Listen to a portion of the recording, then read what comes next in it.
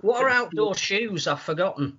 I think that's the perfect place to start. It's Forty20 not live for Monday the 18th. Is it Monday? The 18th of May, 2020. We're still shut inside, although not as much as we were, apparently, judging by the people going out and about when they shouldn't be. Phil Kaplan is here, editor of Forty20 magazine. The new one is out now. We've both got it. Corporate image. Yeah, someone said the end of my column was great, and I had to check it was what I'd written, and it wasn't, so I can't take credit for that. Also here is another columnist in Forty20 magazine, Danika Priim. How are you, Danika? I'm not too bad. I'm not too bad at all. You guys keeping well? Yeah, as much as we can do. As you say, what are jeans? What are they? I went into school and I put them on the other day, and I've never been so uncomfortable in my life. I don't know what I'm going to do after all this is finished. I hope that the government decide we can just wear, tracky bottoms for work and stuff. And we're going to have to, because I put weight on so nothing fits. And also here, joining us for the first time, because this program's all about diversity. Last time we had someone from Lancashire on, and now we've got two women on the show. So I think that's ticked as many boxes as we can. It's St Helens and England halfback Faye Gaskin. Faye, how are you?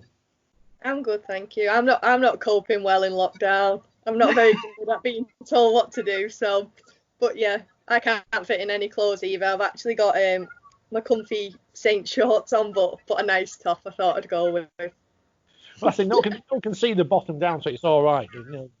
Don't do a Chris Kamara. That's what we tell all the guests. We'll try not to. So you're not finding this fun then, Faye, at all, the fact that we're all stuck inside and with nothing much to do? No, I miss my day job more than anything. I miss going to work and seeing my students. Training, I'm loving it because I'm literally training as a full-time athlete at the minute. I just train pretty much most of the day and alongside working, but I do miss my job. I didn't think I'd ever say that, but I do. Are you the same, Danika? Well, I guess you're still working, aren't you? So. Yeah, I've got contact with the kids. We've got phone calls home. We've got, and visits and stuff. And, it's just it's just trying to figure out what's the next, really, because it's going to be like this for the foreseeable. We're talking about going back to school, and, there's so much and ahhing about it that as a school and as a trust, they've been amazing. And we're just going to keep doing what we're doing. People are complaining about kids going back to school, but they seem to forget that there are children in schools still. So we'll just have to, it's nice, but I do want to be back full time. I'm not one for sitting at home at a computer. Or walking a dog. Oh, do you know what? I've picked up so many dogs. It's brilliant. I'm going to start a new career in dog walking. Yeah, Cooper, we've got 3 school dogs. So I've been doing various rounds with them. Which is giving me saying, I love it. I need to get a dog, I think. There you go. Which would be nice. No one knows what's going to happen in the future. Obviously, rugby is probably the least important thing going on in the world right now. But any ideas when we'll all be back playing at the moment?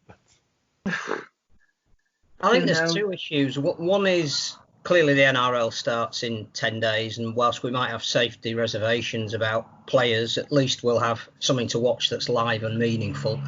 Can't see the men's game here restarting before July at the very earliest, because there's issues outside of safety. There's also economic issues. When do they actually want to restart to fulfil television obligations, but also not to lose their furlough payments? I think the bigger issue is the women's game. It's hardly been touched on while we've all been absent without leave. And actually, in some respects, it's the easiest thing to restart and would gain the highest profile, because in terms of crowds that go, it would be relatively easy to regulate. In terms of interest it could generate outside of the usual rugby league sporting audience, I think that there's something there. With the greatest respect to the 2 fantastic players on the screen, they don't get paid.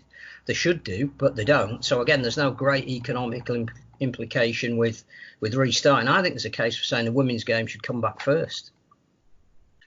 Yeah, it's a tough one, isn't it? I think that we've built up such a profile now that I think for us, we're used to, like 3-4 years ago, we were playing with 20-30 people in the crowd, so it's something of nothing for us. But also now, I think we have got used to having those crowds as well, and having the little bit of coverage, either social media coverage or television coverage. So I think we would all agree, and I'm sure Faye would agree with me, we just want to play. We just want to get on the pitch, and we're all training pretty hard out of it. And what's the point in training if you're not going to have an end goal for it? Like, pre-season's the worst season for anybody. Nobody likes it. I just think with us being women and working full time, the minute the majority of us go back to work, it's probably higher risk in spreading, obviously, the COVID. We've got, I think it's 4 nurses on our team, and then myself, Rudge, there's a few teachers and a few working in supermarkets. And I think at the moment it's obviously health over playing, but in minimising the risk, we probably wouldn't be able to do it because of our jobs. We're going into school with students on the 1st of June and with the girls being nurses. But yeah, like Danika said, I don't think my hamstring's ready to play, but I'm ready to play. So it is hard just training and not knowing when. But I guess it's the same for the men. They also don't know anything. We're stuck in this awful limbo, aren't we? No one knows what's going to happen. No one knows any idea of when we'll be back playing. And we want to be as safe as possible when we are. And I guess from a playing perspective, we look at the German football was back this weekend. They're not allowed to celebrate together, not allowed to shake hands or whatever. Well, they're still tackling each other. You're obviously in a much more physical environment. How do you see that actually working, being able to play a sport in this coronavirus world? It's a player. I think it's a player specific thing. It's a personal thing. For me, I'm in schools. I'm around different people, socially distancing. As much as I hate that phrase now, as much as we can and as much as what we can. But it's physically impossible in a career that in a profession that Faye and I have. However, when it comes to the rugby field, it's about what precautions are they going to take to ensure that both teams are fit and healthy and well. Is it a temperature thing? Is it a testing thing? And then we've got this 2-week kind of isolation period where you could be carrying it. I don't think it's worthy of, as much as I would play tomorrow if they said play. Like, for me personally, I'm just desperate to get back to normality. But the grand scheme, like Faye says, one, you've got a risk of losing players who are putting their job before the game, which is what we have to do 9 times out of 10 anyway, but this is more specific. And then what happens if I am carrying it, I tackle Faye, as grim as it sounds, things are tracked past, and the sweat and trying to keep a gum shield in while shouting is near impossible without spraying people. So, it's about the greater good of other people around you as well, which is harder. If you couldn't play for this entire 2021 season, 2020, how would that affect you as athletes? I think Faye, you're more of an athlete than I am now. I think with me being injured this year in a selfish way, it's probably not affected me too much because I knew I would have missed quite a lot of the season with rehab. In terms of rehab, it's been horrendous. Like, speaking to a physio on a phone is nowhere near as good as seeing a physio. Like, I was a bit worried when I started running. Would I do something where it make it worse? How would I know without a specialist support? But I guess in the long scheme of things, it will impact athletes quite a lot, especially leading up to the England girls who have been doing quite a lot this year and then leading into the World Cup next year. It is quite a lot of time, but it's not just like England aren't playing. Obviously, Australia, the women haven't played. New Zealand, their president has been quite phenomenal, really, with her COVID battle, but they've also not been playing sport. So it's not just like it's us who's not playing. It's hit the whole of the world, really. But in terms of being an athlete and training and living for the game, yeah, I think a lot of people have struggled. A few of the Saints girls haven't got weights at home and they haven't got the equipment because the gyms are shut. So I think in terms of that, it will impact quite a lot, but we're hoping when it gets restarted, obviously players are fit and ready to go, and I think that's the main thing. You don't want to be told next week it's restarting and you've got no pre-season, because injuries just happen then, don't they? I think the danger was as well that we were talking about expanding Super League, which was the right thing to do where the game was at. But now, the same as the men are looking at, how on earth do you come up with a fixture format? Because you couldn't possibly even countenance midweek matches. What's integrity in the remainder of 2020 for the Women's Rugby League? I think, things aside, I think for the development of the game and the development of the players we've got, ironically, this is the first year that England have actually put on regular training sessions. Faye and I went to the World Cup in 2017. I think after the final squad had been announced, I think we had 3 sessions together, maybe, if that, maybe 2 sessions. I think it was, Faye, was it something ridiculous? Whereas now the England performance squad, they're meeting every other week now, and it's great. But in terms of just getting back playing, I think just game time is what's needed. So, put aside any trophies, any shields, if we have to hold it for another year, we have to hold it for another year, we'll look after it. But it's not about that. I think it's literally just about game time and development now. And, we've had girls that are going for massive 10K runs now that would never have run 10K in their life, before this. They're going to be not only lighter, but they're going to be fitter. So is that going to have implications on the position they play? Are they going to play the same way? They're going to be as powerful, as strong. There's so many variables that it's not just about the game and about the medical side of things. It's literally about how people have transformed. There's a few people that might have not done as much and then therefore be bigger and slower and not as effective. We just need to get playing and see where everyone's at and just get some game time, get a few hits. There's nothing better than game fitness. And I think just see out 2020 as a friendly season as such. If we do have time, we get back with a 10 to 14 week kind of plan, then maybe we could have a league leaders or something like that. But I think really we just need to just play and see where girls are at and help the EPS squad develop up for 2021. I'm going to throw in Phil's favourite idea for everything, which is with a number of players who have got important, proper jobs in the real world, as opposed to like me and Phil, who may not want to risk the health of not themselves, but people who they work with and people who they come into contact with. Let's have nines and sevens. Let's not have a concern about having full 13-a-side teams out there. Let's have a series of sevens events or nine. I'm just throwing out ideas. I'm out. See ya. I retire. I'm not playing sevens or nines. I thought you were talking about you when you mentioned people doing 10Ks. Yeah. I've walked about 60K last week, so walked and ran it in various training sessions. I'm doing all right. Not a runner. Scrum half. Yeah. No. I think you're right in the format of stuff, but that's not for the forwards. That's Faye's game, that is. I think when we went to the nines, it was enjoyable, and I know obviously the priority for England at the minute will be the World Cup squad. And I spoke to Deck, who's our head coach, the other week, and I said the priority is them really, and them being ready for 2021. So if that means they go and play Lancashire, Yorkshire a few times if the season doesn't start, well, why can't we go and play nines? Or why can't, I don't know, Leeds, Cass, Saints, Warrington, Wigan set up a nines, and for those players who aren't in that squad, because obviously the priority, I understand, is the 2021 World Cup. But for example, if I'm not playing and just playing club level, that's fine. But what's put out for those who are just playing club level? Or are we just sort of like put to a side and forgotten until February next year? Because I think that's when you start losing girls to rugby union, maybe trying a bit of CrossFit, I don't know, enjoying the running further and going finding a small little running club. So I think although the priority is the World Cup and the England girls being 100% ready for it, also you've got to look at those girls who aren't selected in that, and there's quite a lot. There's 40 in the EPU at the minute. Well, I'm sure there's probably 100 who aren't. So what's for them? You mentioned a really important point there as well about participation.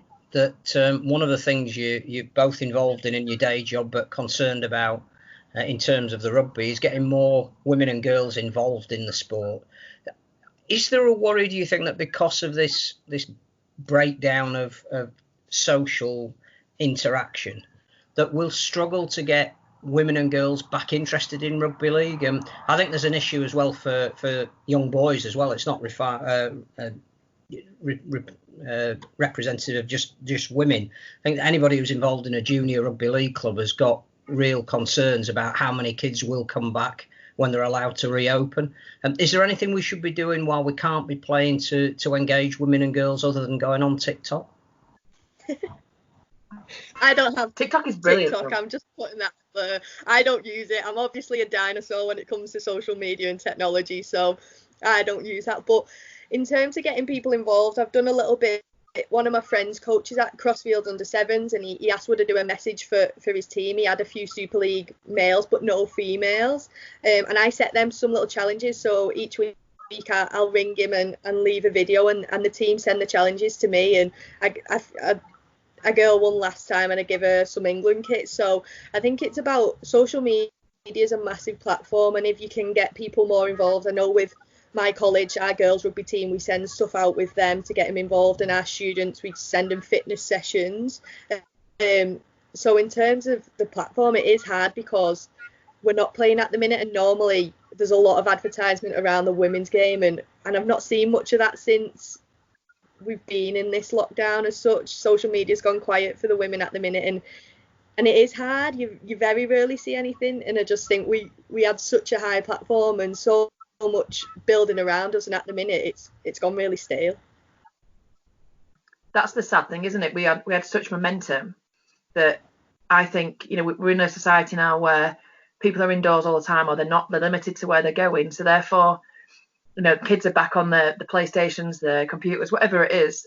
And Faye's completely right. You know, before this, we were, you know, you'd go on Twitter or Facebook or whatever, and there'd always be something flashing up, either an interview or highlights. And yeah, more recently, like the Challenge Cup final was on Saturday night, but I didn't even know about that until the day of it or whatever. So it's kind of that fine line between how do you keep the momentum and who's in charge of keeping the momentum going. Because I think for a sport, generally rugby league will struggle, but for the women's game, we're really going to struggle in this, you know, 201,000 by 2021, unless something miraculous happens in the end of this year.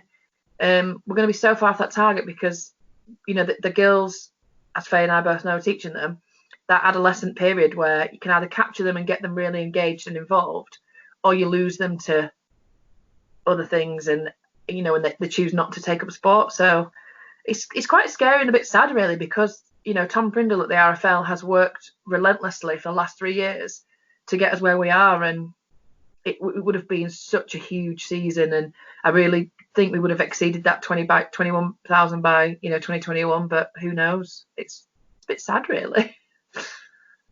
Because I'm perceptive, I've only just noticed over your shoulder, Danika, your medal from the Challenge Cup final. Oh, there's the grand final there as well. As much as obviously you, I think Faye's up there. Faye's up there in my England picture. As much as you enjoyed beating Castleford last year in those finals, I think that the best games we saw last year were between yourselves and St Helens, and unfortunately for Faye, her side came out on the wrong side last year. You know, because I said when you were on the show a couple of weeks ago, I tipped Saints to win everything, which of course now is, you know, pretty much null and void. So wrong once again. But you must have been looking to resume that rivalry again this year. And Faye, from your perspective, getting one over on Leeds. Yeah, I think the first cup I was on holiday, wasn't I? My best friend got married, so I couldn't say no. She asked me to be a bridesmaid, and then it fell on the was it Challenge Cup that was? It was a semi-final. Yeah, it was a semi-final. Yeah. So we looked at different flights to swap it. Like Mike Rush from Saints had looked, Deck had looked, and there just was no other flights to get on to get to my best friend's wedding. So I sat around the pool watching it, and I can see what I was doing now, and I just looked at my best friend, and she was like, "I'm so sorry." I was like, "I will never forgive you for this." We didn't speak for the rest of the day. Then I was like, and her husband to be was like, "Oh, Faye, I really thought you would win," and I was like, "I don't want to speak about it." So I fell out with them for the day after that. But fair play to Leeds, they didn't give up till last minute, and then obviously the grand we beat you then, didn't we, at Headingley? That's a pretty amazing stadium, and because the work was getting done then, so it was pretty phenomenal that we got to play there. Really, I do always like playing at Headingley. It's a stadium I've always enjoyed. And then we played back at Saints, and weren't it for round final? It was a playoff, yeah, not good. I don't know what happened in our second half, but we were complacent, and I guess Leeds come out fighting for it, and fair play to him, and went on to win. And it's always one thing, I think, if we get beat by someone, you always want them to go and win, then you want to be beaten by the best, I guess. If you get beaten, I think fair play there. I thought it was quite a close game to start with, because obviously we were watching because we were flying to Australia the next day. But again, Leeds just grind out. They just do the easy stuff right, I guess, and other teams don't do that. Yeah, I remember that the Challenge Cup semi-final, and hearing that you weren't playing. I remember going around I remember saying to Lois, I was like, Faye's not playing, that's it, we're in, we've got a good chance. Because I think, like, I started my rugby career and Faye was my captain, England students. So Faye and I go back quite far, but I reckon if you'd have been playing that would have been a completely different game in terms of, I think you go under the radar a little bit in terms of game management. Your kicking game, your vision is just second to none. I think, when we talk about the best halves in the league, I think you're by far the best half in the league, closely followed by Courtney. But yeah, that definitely would have made a big difference had you been there. So thanks for your best friend for having a wedding. I'm never booking a holiday ever again, ever. Why season? Never. Vision on the way. I was just saying, in terms of the World Cup, because you obviously that's got to now be the main item agenda on the horizon. And you mentioned as well that they're not playing anywhere else in the world at the moment. Disappointing that the NRL, that only had 4 teams, have decided at the moment that the women's game isn't a priority, and they're down to 2. I think that's disrespectful, and obviously again detracts a little bit. Did you need to be playing internationals in 2020 to prepare you for 2021? Because we saw the schedule that we should have had. Obviously, there clearly isn't going to be a men's Ashes series now, but nobody at any stage announced any women's games. Was that a mistake? I think from being in the EPU last year, there was talks of Australia coming over with the men, and it would have been sort of a double Ashes, and it was quite heavily spoken about when we was in camp. Obviously, I weren't selected in the camp this year, but I've got quite good friends who are still in the camp who I speak to regularly, and I met one of them before the lockdown, and she said it's definitely not going to happen. There'll be no international game against Australia. And I think if we want to be the best at the World Cup and we want to compete against Australia and New Zealand, we've got to be playing them in friendlies. It's no disrespect to France. Last time we went to France in 2018, I think it was about 52 points to 0 or 4. I can't really remember, and it weren't much of a battle really. So no disrespect to them, and obviously I don't know how they've progressed over time, but we need to be playing them top teams if we want to fight for that first. We want to be a World Cup winner, you've got to beat the best, and I think we don't really have anyone around near us who we can, like New Zealand just can take a little trip to Australia, but for us, who we need to be playing in at this season? I don't really think any international will be happening. I think I've seen something about Wales. I didn't even know they had a women's squad, if I'm totally honest, but I think there was a discussion with the women playing Wales. But again, is that going to be competitive enough, or are they better just playing Lancashire, Yorkshire? Yeah, it's a tough one, that, isn't it? Like, I think now the closest, would it be Canada that would actually, because Canada did all right in the World Cup, and they've got a lot of rugby union internationals, so they're used to that level. But I think Canada, a 6-7 hour trip would be the closest possible kind of fixture. But the women have always been a bit of a backseat when it comes internationally. I remember, I think it was 2016, I think we went out and we flew out with the men as a double header with the men, but we only ever found out about it really a few months beforehand, and it wasn't ever shouted about. And then there was talk straight after that about doing the double header with the World Cup, and that came out quite late, because then we were going to do a whole festival in the summer, but we didn't end up luckily going out for the main World Cup. But in terms of, I think people are too scared with the women to suggest something, either A, financially, or B, if it's all kind of like hot air really. But it's never been, not very well organised, is that the right word to say? But nobody's ever really just put the stamp on it and been very dominant about what the women are doing. So unfortunate, because they really need to. I think in 2017, if we'd have had a few more competitive matches, like Faye said, France have never been that competitive. But the whole scenario about being in camp and wearing an England shirt and being in that kind of environment is great. But 2013 the girls only pipped it. 2017 I think we're a bit of a fitter squad, but Australia had already gone pro by then. Maybe Australia not playing is gonna help England catch up. Who knows? Who knows? But I definitely don't think they'll get any more internationals now prior to the World Cup happening. That's for sure. Which is a shame, because obviously the World Cup next year is a massive opportunity, and it's coming in a year now where every other sporting event in the world is happening, with the Olympics and the European Football Championships. But we're right at the end of the year, running alongside the men's tournament, prize money the same, whatever else they've been saying. But a big opportunity for the sport, and England with an interesting draw against Brazil in the group stage. But that's tough path to the final, potentially against Australia and New Zealand, and some big venues to fill as well. It's going to be a great opportunity for the sport, with plenty of eyes on it next year. Yeah, but what are the BBC going to do? Like, you know, they've said that they're going to show the games in the World Cup, brilliant. But now, with the backlog of all this sport and everything that's happening, you know, the Olympics and then the Euros, there's so many other bigger sports, unfortunately, that are going to be shown around the same time. You know, and where does, you know, we might still be on the BBC, but are we going to be on a red button now? Well, probably. I think it would have been on the red button anyway. Well, I've heard that, you know, we were meant to be on the BBC and potentially the wheelchair was red button, and that's really sad, because we had a real opportunity there to expose the sport, you know, for how great, you know, we all love it, and you know, we don't need to preach to anybody, but that was an opportunity for a national TV channel to promote the sport, and it's just it's highly unlikely that will happen now. Do you think there's a case for saying that the EPU squad next year should perhaps go and do a tour if the finances are there? Difficult, I know, because none of you are full time, but if you could take maybe 2 or 3 weeks off and go to the Southern Hemisphere and take in a game against New Zealand, Australia, PNG, because there's unfinished business there. And the domestic season then, as you say, is reshaped around those players who aren't part of the EPU. Do we need to make a decision like that? Because we've got this £16 million.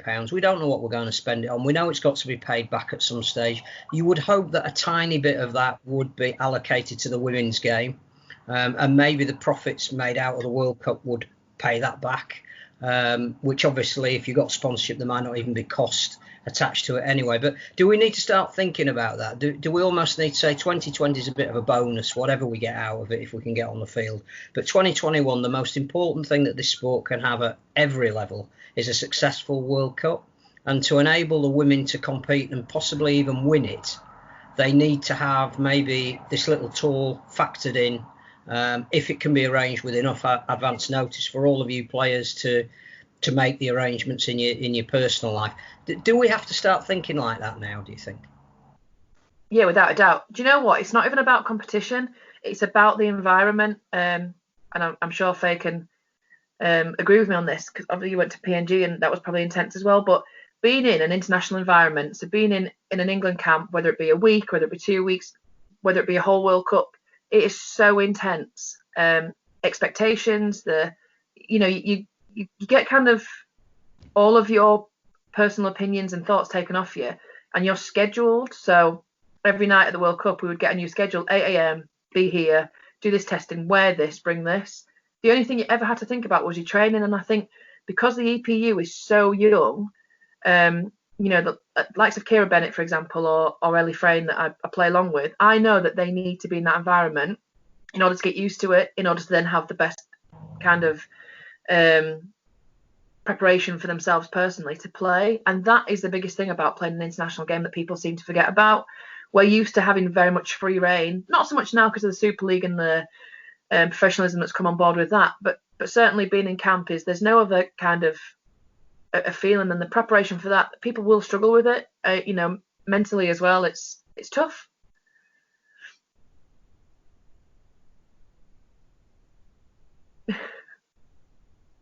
So do you reckon that's a potential idea, Faye, or not?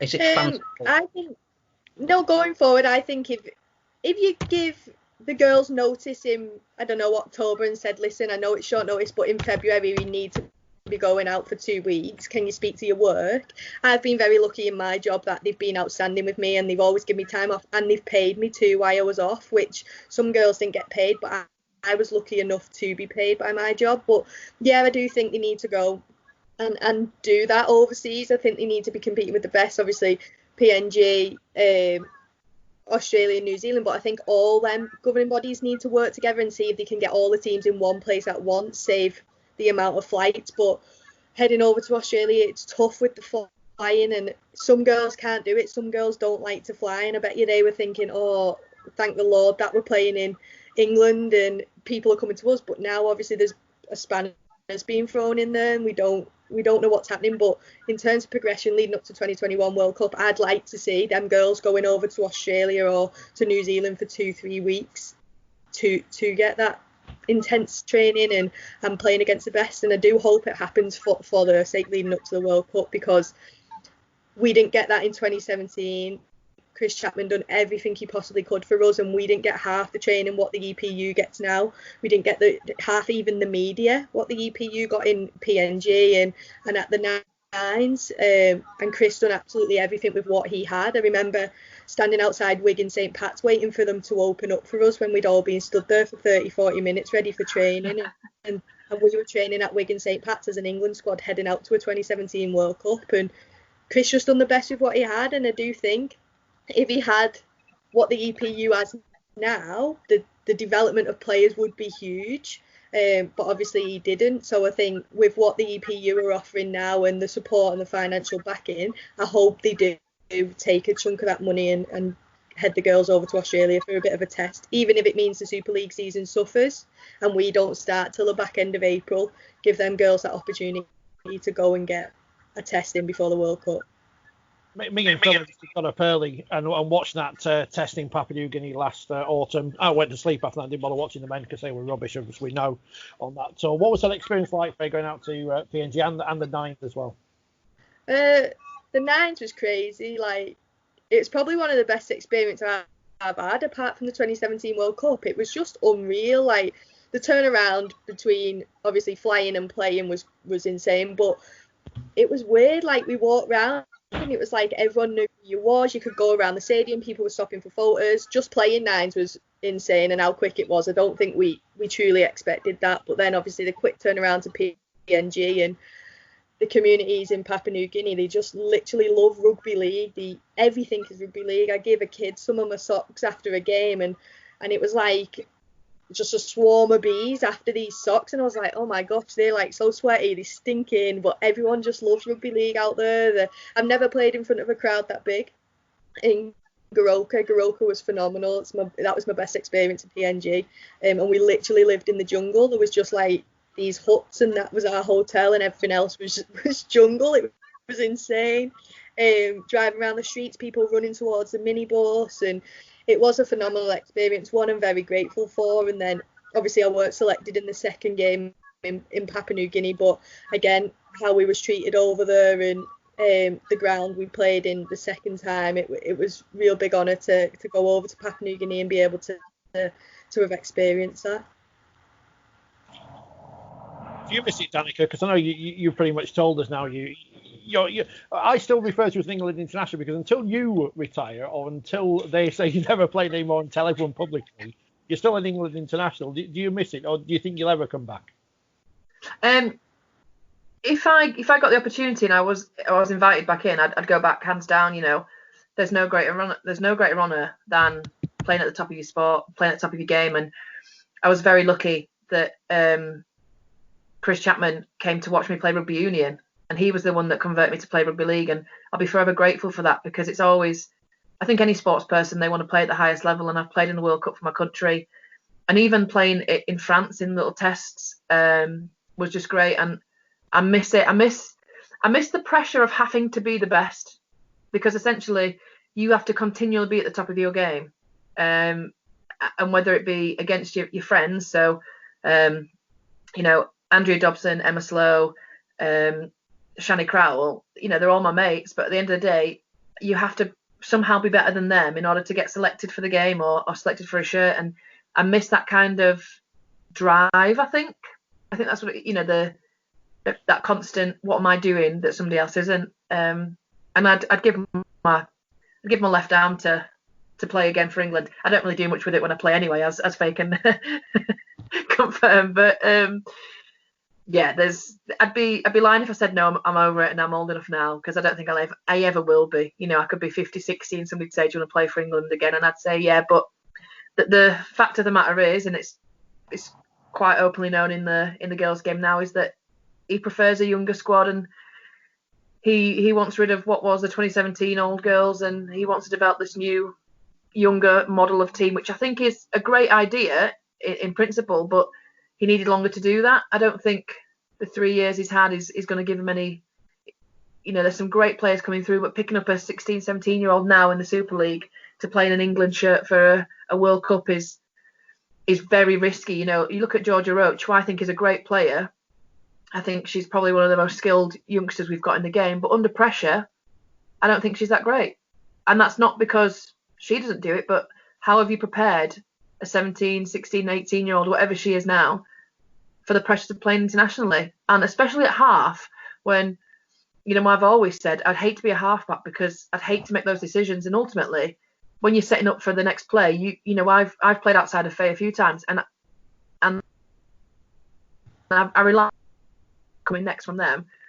And I don't think you can put that on a youngster unless they are just some kind of crazy phenomenon, which Georgia Roach is close to being. But, or maybe I'm just arguing the toss that he should have some olders in there. But, you know, build and develop the younger squad. I totally agree, and I think the Knights is a great idea. But you've got to make sure that mentally they're stable enough to handle the pressure, because I think it was 2015 or 2016, and we drew with France. Amy scored to draw. And I remember the disappointment feeling I felt of letting my country down. You know, that's insane, because at that point nobody really cared about England Women's Rugby League. But I remember being in the dugout and nearly crying, and Chris Chapman was like, get your head together, you know, sort yourself out. And we weren't allowed to show that disappointment. We had to be like, congratulations, France, or whatever it was for the draw. But that was difficult. And that was like as a 29, 30-year-old. And that was really difficult to take. And that was a draw. And there was this really funny moment in the 2017 World Cup when we lost to the Cook Islands, and we shouldn't have done. We had this circle of truth. Do you remember that, Faye? Yeah. This awful circle of truth. And it basically was everything out in the open. You know, who's letting the team down? Why are you not working hard? Who's doing well for the team? And it was vicious. It was brilliant. It kind of, after it was done, it was brilliant, and it kind of got everything out in the open, and things were said that needed to be said that people were probably hiding. But I don't think a 16, 17-year-old could handle that. You know, there's quite a few girls that struggled and took some time to get over that. And we allowed them McDonald's afterwards, weren't we? Yeah. That's the only thing I really missed normal food to me when I was over there. But like when the EPU was announced this year, I'll be openly honest, I didn't know half of the younger girls who was in it. I was a bit like, who are they? Who do they play for? Kind of thing. Maybe it's me. Maybe I don't get it. I think I have my rugby life and I have my life, and I turn up to training and I play, and I'm not a very sociable person within rugby. I think I've got quite good few friends, but I've gone from where rugby was my life to actually rugby's my hobby now, and I do it because I enjoy it, and the minute I stop enjoying it is the minute I walk away. Hence why with the England stuff I'm not in it this year, and won't be for the foreseeable. But in terms of the younger girls coming through, leading up to a World Cup year, some of them know it's a big step up, but like with Georgia, hand on my heart, she's the best halfback I've played with leading in an EPU. I think we just worked. I done the organising, she played off the back of it, and I think as long as you've got a halfback combination like that, that's fine. And same with any combination. If you've got a more experienced prop forward and a younger prop forward, and they take the lead being the older prop forward, then I think it works quite well. I played with Kirsty in the 2017 World Cup, and she was more of the organiser. She had a lot more experience. We played a lot more down her edge. In France, when we got that big win in 2018, I think it was, I pretty much shifted everyone around and organised, and Georgia played off that, and it was really successful. Unfortunately, we didn't have the opportunity to play in PNG together. I think we got about 5-6 minutes in the first game, but so I obviously wasn't someone he was looking for, and that's fine. But an honest conversation is is all I asked for, which I didn't get. But leading up to the World Cup, I do hope there's a lot of experienced girls in there. I know quite a few experienced girls around my age, 28, 29, so hopefully they'll be able to lead the younger girls through the squad. But the likes of Kelsey, when we played in Goroka, she was outstanding. I wish you could have seen that video, but again, she wasn't picked in the second test, which she was really upset. Or so was I. It hurts not being picked, when you're busting a gut out and you've played as hard as you can. It's the worst feeling in the world, being told you're not getting picked, whether that was 2017 or now. But some of them young girls, I hope they grow. I hope they grow a lot at club before they hit an international stage, because you don't want it to damage them. Like, I'm 28 and the last 6 months have really impacted me, like, quite heavily really with my mental health, and I've struggled a lot, and I've got good friends around the game who've kept me going. But yeah, I wouldn't want that to happen to someone who's 16, 17, because that's when your dropout rate starts. Can you foresee a day where the women's game will be semi-professional, at least moving up to professional? It might be the generation that you're encouraging rather than yours, but can it happen? Should it happen? Will it happen? I hope it does happen. Yeah. I hope it does. Maybe semi-professional, yeah. Where maybe you're getting paid to play, or just games, or you're getting a finance. I really hope that happens. But I hope it doesn't happen where, I don't know, maybe Saints are offering, say, £200 a game and Leeds are only offering £150, so Leeds players are travelling to Saints. I hope that doesn't happen, because it'll kill the game off. There's not enough female players for that to happen. I know there was talk a few years ago about, so clubs should only have 4 England internationals, for example. Well, if that happened at Saints, some of us would have to be travelling to, like, Bradford to play, because there was no other clubs nearby. So I do hope it happens for the younger generation. I roomed with Georgia in PNG and we were laughing, and I was like, I hope you sign the first contract. And I do. I'm not where I think, I wish it was me. I don't anymore. I'm past that. I'm old now in the game, I guess. But I do hope someone in the younger generation does sign that contract. Can I see it? No, not yet. I don't think I can. Will it be a few years? I hope so, but I can't see it in the next 12 months. What about coaching? I think had this not happened... Sorry, go on. I think had this not happened, I think it probably would have come, I think the 2021 World Cup would have been a fantastic platform for the game, and to be exposed on the BBC would have been phenomenal, and therefore more deals would have come. We need to get the sponsorship, the endorsements, the backing from big companies, and having Betfred and has been great. So it's more exposure like that. And had this not happened, had we not been in lockdown, maybe after the 2021 World Cup we would have started to see different kind of payments, and maybe not a semi-pro contract for a team, but maybe some kind of contract from a sponsor, or something like that, or being an ambassador for a company where you might not get paid money, but you might get paid in boots or kit, because even small little gestures like that make a massive difference to the game. We all want a decent pair of boots. Faye's been wearing the same scratchy old boots since I can ever remember. No holes in them when we play. Got new ones now. But buying a decent pair of boots that might cost you between 100 and 150 quid is not a necessity, but it sure makes you feel better and therefore play better. Stuff like that. But I don't see it happening now. We need to rebuild the game, rebuild the sport, and we're probably putting that back on the back burner for another 4 or 5 years at least. I've seen at least one. About coaching, on the basis of the fact that the only real story that's broken in the women's game over the last few days is obviously your good friends at Bradford have stepped down from their coaching role. A, did that come as a surprise? And B, is that your next route into determining the future of the sport, either or both of you? Not the Bradford gig, just coaching.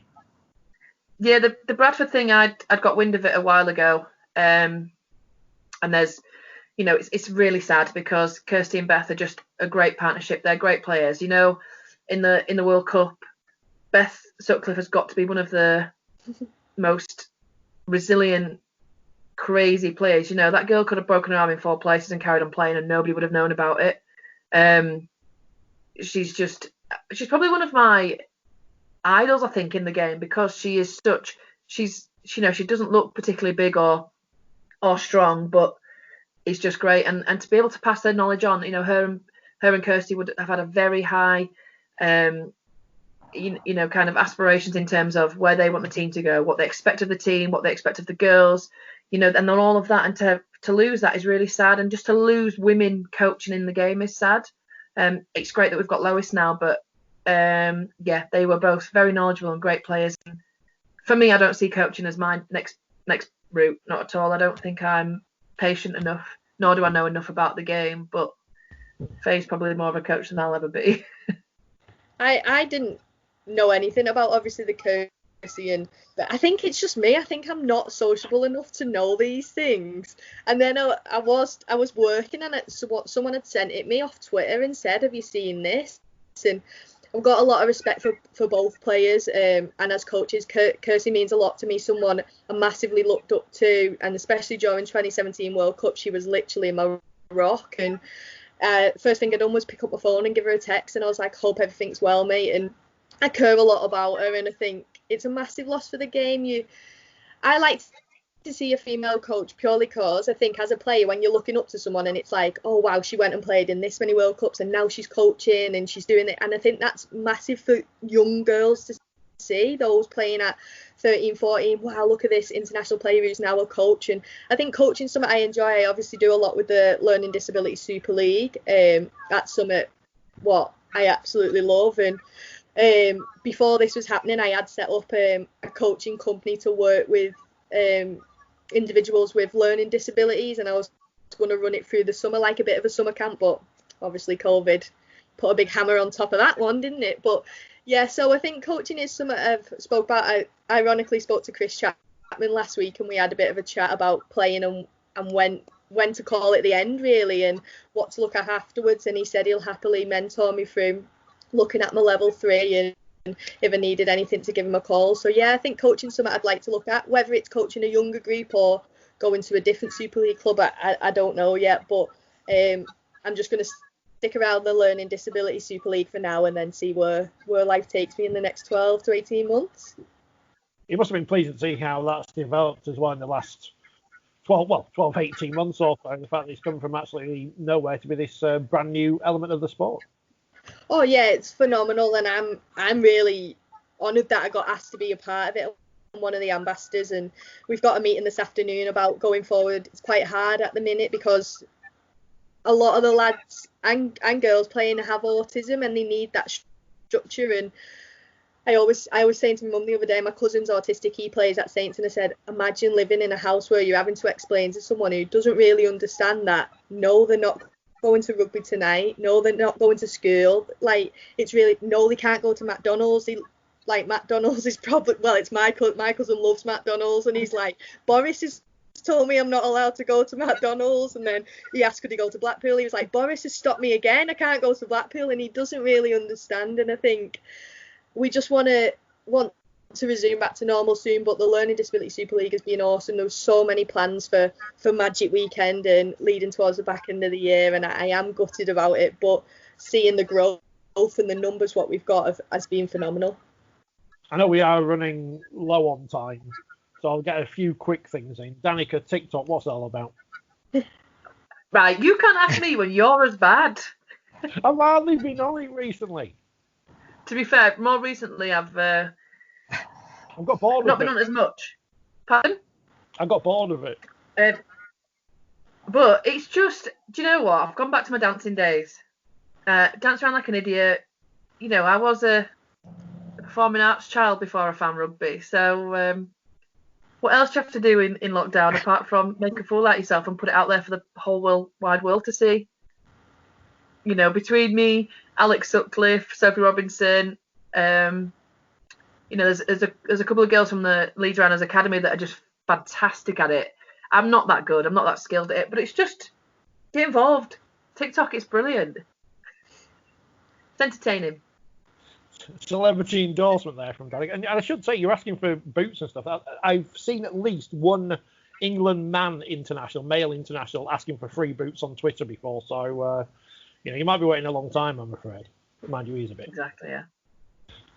And also, I just want to let you all know that Faye's talking about her cousin being the person that's upset about McDonald's.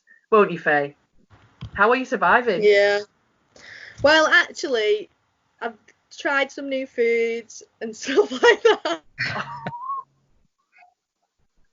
I miss takeouts. I'm actually quite shocked, but I've not lost any weight, so I don't really understand what's going on. But I've turned to like baking and stuff. I'm enjoying baking a few cakes and drop them off at like my auntie's and stuff like that. But oh gosh, I am literally hungry 24/7. Like I cannot wait just to have a cheeseburger.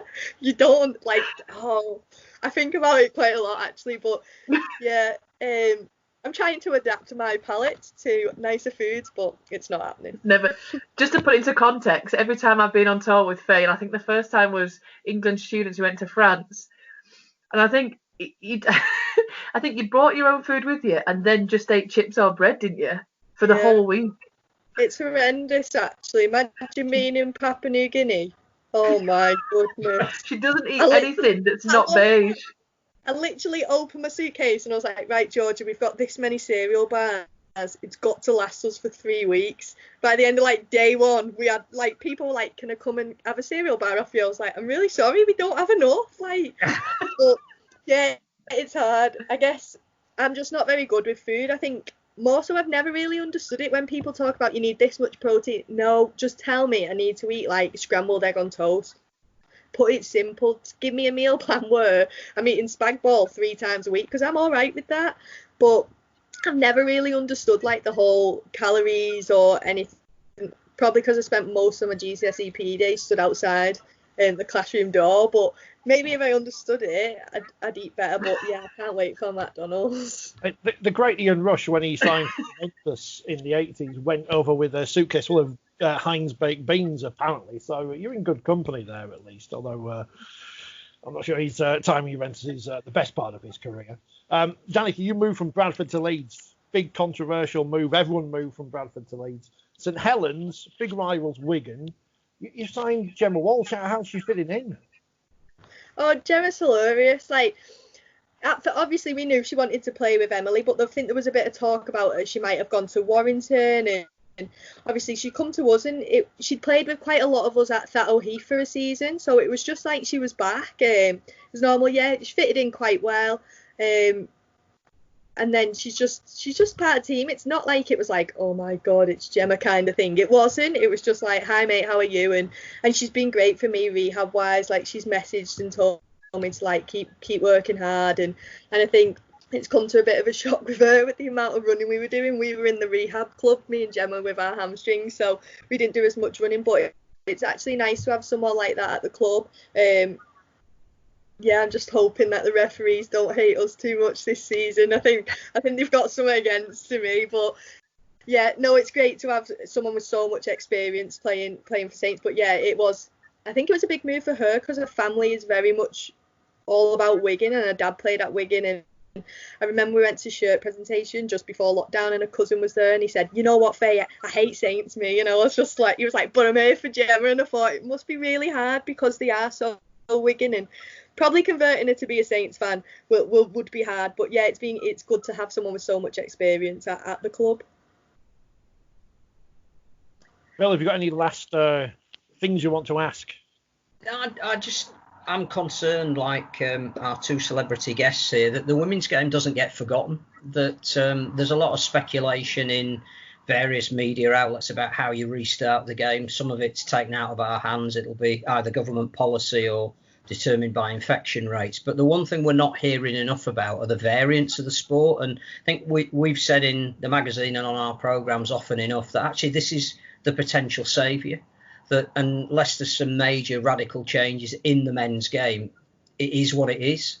And those radical changes don't seem to be on the horizon. But what you can do with LDRL, PDRL and the women's game is potentially massive, because you're starting from a relatively low point. And I think there are a lot of companies, particularly out there, who would be far more interested in getting involved in a sport like rugby league if they could see that community payback. So I'm just hoping that just by talking to the girls here and trying to keep raising the profile of the women's game, that it doesn't get forgotten. And my earnest concern is that in all of this, everyone's talking about when the men come back, and not enough people are talking about when and how the women come back and how we win a World Cup. Yeah, it's going to be an interesting conversation that someone's going to have. I'd like to see what happens. And I'm available for tasting any cakes, but that's probably nothing to do with rugby league. Your wife will be watching. You'll be in trouble. School pudding. Oh, okay. I'm actually a little bit of a professional at baking school cake. Like, people have asked to buy it off me, but I haven't got enough time between doing 5 run sessions a week and 3 rehab sessions. I haven't got enough time. Well, here we go. What we need to do is, if we can't get a full season in, we can have this decided by various nines competitions, TikTok dancing and baking. That's how we can decide the 2020 Betfred Women's Super League season. I'm going to win 2 out of 3 of those, so I'm fine with that. Yeah, I wouldn't win. Don't even know what TikTok is. I don't even have TikTok. I'll do the TikTok. We'll combine on the baking, and you can do the nines. Do you know that's what the public want? Divide and conquer, Faye.